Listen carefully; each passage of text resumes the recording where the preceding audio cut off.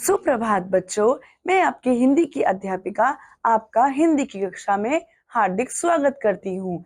आशा करती हूँ आप सब स्वस्थ होंगे, खुश होंगे। तो चलिए आइए फिर से देरी ना करते हुए हम अपनी कक्षा की शुरुआत करते हैं और शुरू करते हैं एक नई सीख को, एक नए पाठ को। तो हमारा आज का पाठ है पाठ 8, वीर अभिमन्यु। वीर अभिमन्यु से आपके मस्तिष्क में जरूर कोई ना कोई छवि बनती होगी और वह छवि एक किशोर बालक की हो सकती है जो कि बहुत ही शूरवीर हुए हैं। महाभारत के युद्ध में उन्होंने अपनी बहुत ही वीरता का प्रमाण दिया है। आइए उसके बारे में पढ़ने की शुरुआत करते हैं। तो उसका परिचय इस प्रकार है इस पाठ का। हमारे देश के इतिहास में भारत का युद्ध एक अविस्मरणीय घटना है। उस युद्ध में न जाने कितने लोगों को अपनी जान गंवानी पड़ी, बच्चों तक की हत्या हो गई। यह पाठ एक ऐसे 16 वर्षीय किशोर की अद्भुत वीरता की कहानी है। आइए इसे पढ़ते हैं। मतलब यह जो महाभारत की कहानी में बहुत सारे वीर शहीद हुए, बहुत सारे बच्चों की मृत्यु हुई, लेकिन यह जो वीर अभिमन्यु है, इनकी एक अपनी ही अलग अनोखी दिलचस्प कहानी है जिसके बारे में हम इस पाठ में पढ़ने वाले हैं। और इसमें हम जानने वाले हैं कि किस प्रकार महावीर अभिमन्यु अपने आप को उस महाभारत के युद्ध में एक अलग छवि प्रस्तुत कर पाते हैं, अपनी अलग छवि प्रस्तुत कर पाते हैं। तो आइए चलिए पाठ को शुरू करते हैं। महाभारत का युद्ध चल रहा था। एक दिन सुबह के समय युधिष्ठिर, भीम, नकुल और सहदेव अपने शिविर में बड़ी चिंता में बैठे थे। तभी अर्जुन का 16 वर्ष का पुत्र अभिमन्यु वहां आया। उसने युधिष्ठिर के चरण छुए और पूछा, महाराज, आप इस तरह सोच में क्यों बैठे हैं? युद्ध के क्या समाचार हैं? युधिष्ठिर ने कहा, समाचार अच्छे नहीं हैं पुत्र, लेकिन तुम क्यों चिंता करते हो? हम लोग तो है ना, है ही। तो देखिए बच्चों, ये सारे पांडव हैं। पांडव यानी ये सारे पांचों पांडव हैं। युधिष्ठिर, भीम, नकुल, सहदेव, ठीक है, ये सारे शिविर में बैठे हैं। और ये है बच्चों, ये क्या है बच्चों? ये है वीर अभिमन्यु। ये कौन है बच्चों?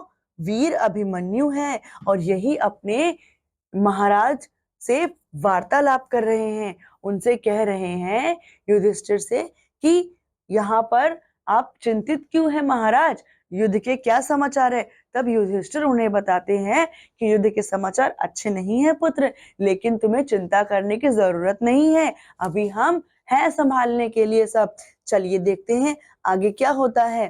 अभिमन्यु ने आग्रह किया, महाराज मुझे भी तो बताइए। युधिष्ठिर बोले, अभिमन्यु, तुम तो जानते ही हो कि अभी एक हमारी विजय हो रही थी। कौरवों के बहुत से वीर मारे गए हैं, लेकिन आज तुम्हारे पिता अर्जुन यहाँ नहीं है, तो कौरवों ने चक्रव्यूह बनाया है और हमें युद्ध के लिए ललकारा है। क्या होता है? अभिमन्यु ने फिर पूछा कि नहीं महाराज, बताइए आप इतने चिंतित क्यों हैं? फिर भी बताइए। तो अभिमन्यु से कहा महाराज युधिष्ठिर ने कि पुत्र, तो यह हमने कौरवों की सेना में बहुत लोगों को मृत्यु दी है। अब तुम्हारे पिता क्योंकि यहाँ आज उपस्थित नहीं है, जो कि कौन है? अर्जुन है, तो कौरवों ने चक्रव्यूह रचा है और जिसको भेदना केवल और केवल तुम्हारे पिता यानी अर्जुन को आता है। अब उसके बाद क्या होता है बच्चों? फिर अर्जुन तो वहां है नहीं, जिसका फायदा कौरवों ने उठाया। अब देखते हैं अभिमन्यु क्या करता है आगे। अभिमन्यु ने पूछा, तो इसमें चिंता की क्या बात है? मतलब जब उन्होंने देखिए कहा कि तुम्हारे पिता अर्जुन यहाँ नहीं है और उन्होंने हमें चक्रव्यूह रच करके युद्ध के लिए ललकारा है, तो अभिमन्यु ने निडर होकर क्या कहा, तो इसमें चिंता की क्या बात है? देखिए आगे क्या होता है। युधिष्ठिर ने कहा, तुम नहीं जानते कि चक्रव्यूह को तोड़ना कितना कठिन है। उसमें सेना को चक्करदार घेरे में खड़ा किया जाता है। उसके 7 द्वार होते हैं। हर द्वार को तोड़ने की एक विशेष विधि होती है। इसमें हम में से तुम्हारे पिता अर्जुन के अलावा और कोई चक्रव्यूह तोड़ना नहीं जानता है। यदि हम कल चक्रव्यूह की लड़ाई में नहीं जाते तो हमारी हार मानी जाएगी। अभिमन्यु ने कहा, आप चिंता ना करें, मुझे युद्ध में जाने की आज्ञा दें, मैं चक्रव्यूह तोड़ दूंगा। युधिष्ठिर बोले, यह तुम क्या कह रहे हो? तुमने चक्रव्यूह तोड़ने की विद्या कब सीखी? मतलब जब ये सुना अभिमन्यु ने कहा कि तो इसमें चिंता की क्या बात है, आप चिंता क्यों करते हैं? मुझे युद्ध में जाने की आज्ञा दीजिए, परमिशन दीजिए, मैं युद्ध में जाऊंगा, मैं चक्रव्यूह तोड़ूंगा और मैं युद्ध लड़ूंगा। बस मुझे आप युद्ध में जाने की आज्ञा दे दीजिए। फिर युधिष्ठिर कहते हैं कि नहीं पुत्र, यह बहुत ही घेरे में सेना को खड़ा किया जाता है, 7 द्वार होते हैं प्रवेश के लिए, और यह बहुत ही घातक हो सकता है, और यह इसमें बहुत सैनिक बहुत क्रूरता से हमला कर सकते हैं। और उनको समझाया, युधिष्ठिर ने समझाया अभिमन्यु को। लेकिन फिर अभिमन्यु क्या बोलते हैं, आइए देखते हैं। हाँ, फिर अभिमन्यु से युधिष्ठिर जो है वह पूछते हैं कि पुत्र, तुमने कब सीखा ये चक्रव्यूह तोड़ना? उसके बाद जो अभिमन्यु वो जवाब देते हैं कि अभिमन्यु ने उत्तर दिया, महाराज, एक बार पिताजी ने माँ से चक्रव्यूह तोड़ने का वर्णन किया था। उस समय मैं माँ के पेट में था और मैंने वो वर्णन सुना। तभी से मैं यह विद्या जानता हूँ, केवल चक्रव्यूह से निकलना नहीं जानता। क्योंकि जब अंतिम द्वार को तोड़ने का वर्णन आया तो माँ को नींद आ गई। यह देखकर पिताजी ने वर्णन करना बंद कर दिया। मतलब क्या था, तब यह देखकर पिताजी ने क्या किया था, फिर वर्णन करना बंद कर दिया था। मतलब जब अभिमन्यु ने उत्तर दिया कि जब अभिमन्यु अपने माँ के गर्भ में था, तब क्या हुआ था बच्चों, अर्जुन ने अपनी पत्नी को यानी कि अभिमन्यु की माँ को चक्रव्यूह भेदना, चक्रव्यूह में घुसना सिखाया, कहानी के रूप में सुनाया था। तो इससे क्या था, अभिमन्यु पेट में वह सारी बातें सुन रहा था और उन्हें सीख लिया उसने। लेकिन जब चक्रव्यूह से बाहर निकलने की बारी थी बच्चों, तब उसकी माँ को निद्रा यानी कि नींद आ गई और उसके पिता अर्जुन ने चक्रव्यूह से बाहर निकलने का रास्ता जो है वह नहीं बता पाए, क्योंकि बच्चों अभिमन्यु की माँ जो है वह सो गई थी।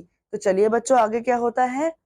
यह सुनकर भीम ने अपनी गदा हिलाते हुए गरज कर कहा, अंतिम द्वार को तो मैं अपनी गदा से ही तोड़ दूंगा। युधिष्ठिर ने कहा, लेकिन अभिमन्यु, अभी तुम बालक हो, हम तुम्हें युद्ध में कैसे भेज सकते हैं? अभिमन्यु बोला, महाराज, मैं वीर पुत्र हूँ, शत्रु ललकारे और मैं बैठा रहूं, यह कैसे हो सकता है?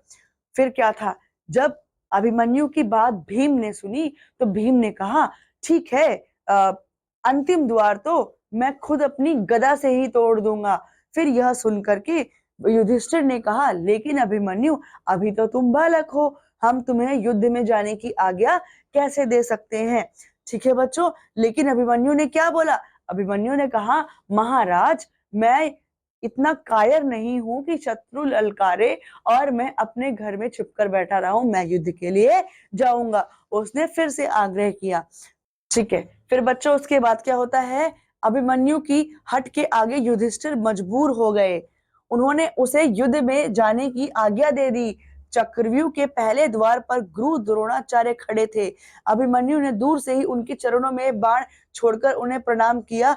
द्रोणाचार्य समझ गए कि यह अर्जुन का पुत्र अभिमन्यु है। फिर जैसे ही अभिमन्यु ने युधिष्ठिर से कहा कि पिताश्री यानी कि महाराज, मुझे जाने दीजिए, तब उसके बाद सारे पांडवों ने सोचा कि आगे आगे अभिमन्यु चलेगा, पीछे पीछे हम चलेंगे और अभिमन्यु की सहायता देते हुए, अभिमन्यु को सहायता करते हुए और उसकी सुरक्षा करते हुए हम पूरे चक्रव्यूह को भेद देंगे। ऐसा सोच करके उन्होंने अभिमन्यु को जो है युद्ध में जाने की आज्ञा दे दी। फिर क्या था, फिर जैसे ही वह प्रथम द्वार पर अभिमन्यु पहुंचा तो वहां पर प्रथम द्वार पर कौन थे? गुरु द्रोणाचार्य थे। फिर गुरु द्रोणाचार्य के चरणों में अभिमन्यु ने, अर्जुन पुत्र ने, तीर छोड़ करके उन्हें दूर से ही प्रणाम किया। गुरु द्रोणाचार्य समझ गए कि यह अर्जुन का पुत्र वीर अभिमन्यु ही है। फिर क्या था, बाणों की बौछार करता हुआ अभिमन्यु चक्रव्यूह के भीतर घुस गया। उसके पीछे भीम और दूसरे पांडव भी थे। भीम ने द्रोणाचार्य के रथ को उठाकर घोड़ों समेत आकाश में फेंक दिया और चक्रव्यूह में घुस गए। अब फिर क्या था, बाणों की बौछार करते हुए जो हमारे अभिमन्यु थे वीरता के साथ घुसते गए और उनके पीछे जो महावीर भीम थे, उन्होंने क्या किया, द्रोणाचार्य के रथ को घोड़ों सहित उठा करके हवा में उछाल दिया, यानी कि फेंक दिया। अब देखते हैं आगे क्या होता है। फिर जब भीम भी चक्रव्यूह में द्रोणाचार्य के रथ को उठाकर फेंकने के बाद घुस गए, फिर क्या होता है बच्चों, चक्रव्यूह के दूसरे द्वार पर जयद्रथ था। अभिमन्यु का उससे कड़ा युद्ध हुआ, उसे हराकर अभिमन्यु अंदर घुस गया, लेकिन जयद्रथ ने भीम और दूसरे पांडवों को अंदर नहीं जाने दिया। मतलब क्या था, चक्रव्यूह के दूसरे द्वार पर कौन था बच्चों, जयद्रथ था, जिससे अभिमन्यु का बहुत ही अच्छा युद्ध हुआ, बहुत ही भयंकर युद्ध हुआ। फिर क्या था, उसने हराकर, अब उसे क्या किया, अभिमन्यु ने हरा दिया, जयद्रथ को अभिमन्यु ने हरा दिया और आगे बढ़ा। आगे बढ़ने के बाद जब जयद्रथ ने भीम और दूसरे पांडवों को अंदर नहीं जाने दिया, जब जयद्रथ को हरा करके जो हमारा अभिमन्यु था, वीर अभिमन्यु, वह अंदर आगे चक्रव्यूह में घुस गया, लेकिन जो जयद्रथ था उसने बाकी पांडव और भीम को अंदर जाने नहीं दिया।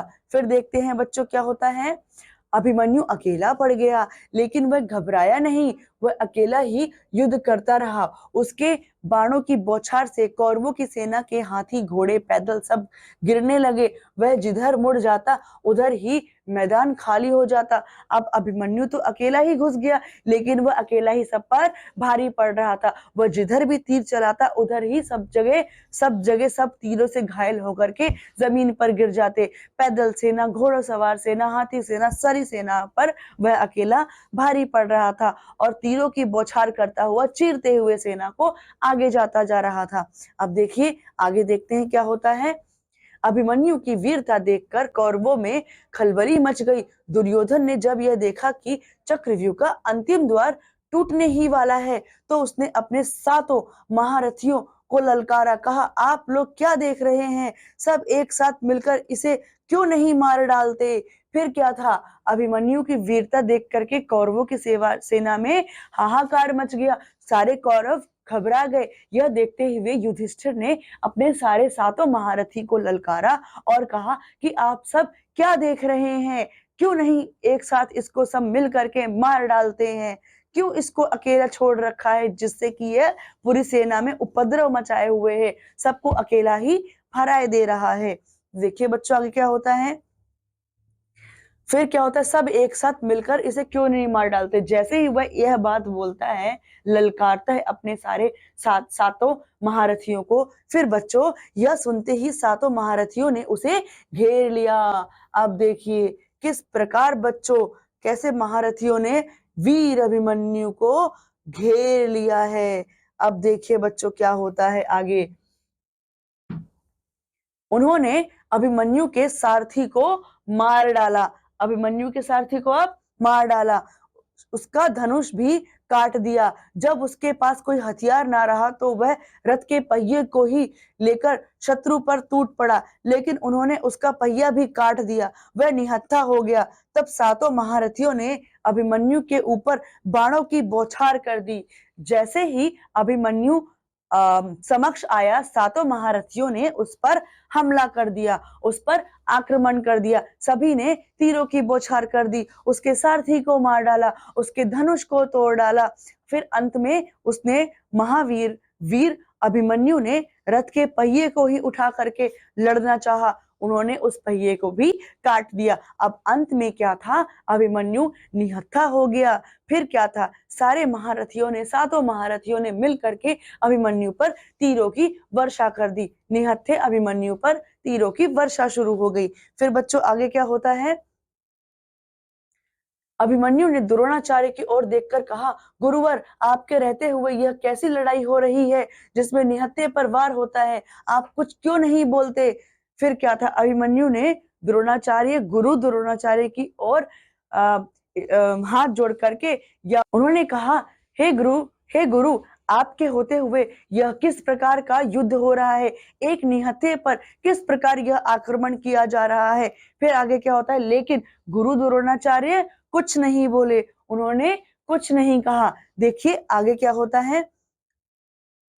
द्रोणाचार्य कुछ नहीं बोले, उनका सिर झुक गया। इतने में दुशासन के पुत्र ने पीछे से आकर के अभिमन्यु के सिर पर गदा से वार किया। अभिमन्यु धरती पर गिर पड़ा और फिर कभी ना उठा। मतलब क्या हुआ, यह इतने में यह बात ही हो रही थी। अभिमन्यु गुरु द्रोणाचार्य से बात ही कर रहे थे। उतने में ही कौन आया बच्चों, कौन आया? उतने में ही दुर्योधन का पुत्र आया। किसका पुत्र आया बच्चों? दुशासन का पुत्र आया। उतने में ही बच्चों कौन आया? दुशासन का पुत्र आया। और दुशासन के पुत्र ने गदा से अभिमन्यु के सिर पर वार किया, जिससे वह गिर गया और वह कभी फिर नहीं उठा। फिर बच्चों अभिमन्यु को युद्ध में वीर गति प्राप्त हुई। अपने साहस और वीरता के कारण वह सदा के लिए अमर हो गया। उसकी वीरता की कहानी हमें आज भी प्रेरणा देती है। देखिए बच्चों किस प्रकार वह लड़ा और वीर गति को प्राप्त हुआ, लेकिन उसकी जो वीरता है वह जग जाहिर है। मतलब उसकी वीरता के चर्चे आज भी होते हैं। आज भी उसकी वीरता के गाथाएं गाई जाती हैं। उसे महान शूरवीरों में गिना जाता है। लेकिन इस कहानी से बच्चों हमें क्या शिक्षा मिलती है?